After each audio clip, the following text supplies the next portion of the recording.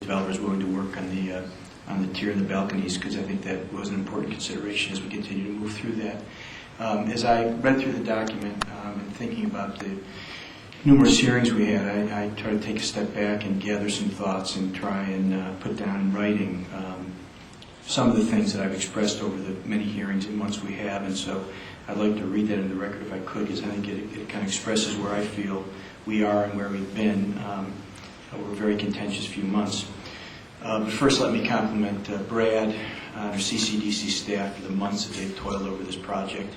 I also want to thank the applicants for their willingness to think out of the box and be responsive to our board, CCAC, and the public.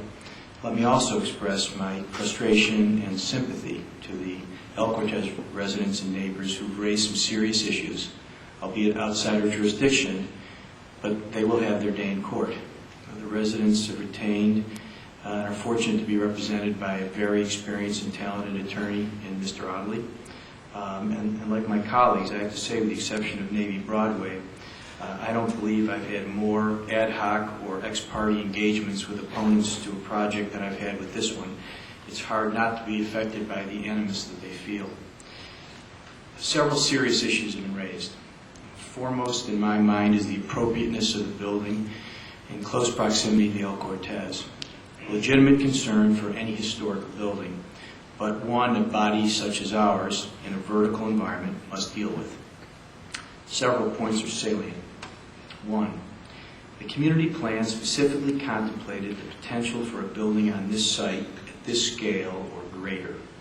Hundreds of residents participated in public sessions regarding the plan, and I cannot recall, nor has anyone presented us with a record of any dispute of the appropriateness of a building of this scale on this location, or any claim at that time made by any of the opponents to this application. Second, the AARP included an absolute prohibition against any development on the site until 2025. False. This board invited former CCDC Executive Vice President Pam Hamilton to appear before us. Pam negotiated the AARP and stated unequivocally that she and the applicant always understood that development was possible and in fact was encouraged on the site, but that it would be subject to CCDC review. Moreover, recorded disclosure documents that were tendered to all purchasers were consistent on that point. Third, opponents have alleged that sales representatives, marketing representatives, and other El Cortez agents committed to a moratorium on building on the site until 2025.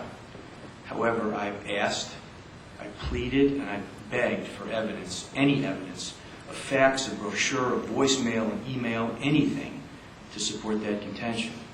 Nothing, however, has been proffered. And this despite the fact that several seasoned real estate professionals live in the building or around it and oppose this project, yet have presented no evidence of their assertions. I was given testimony today by Mr. Audley, but as I read through it, it seems to me a further indication, again, of the lack of any kind of written documentation of some of these assertions. Many other claims have been raised, too numerous to elaborate on today. As a developer and a homeowner board representative, I've seen these circumstances all too many times. Water damage, construction issues, or warranty issues arise, and homeowners experience frustration with someone not fulfilling their commitments or upsetting the enjoyment of their home and lifestyle. Fortunately, there are forums for these disputes. But we thankfully are not a grievance committee. Our role, first and foremost, is design review advisor to the redevelopment agency.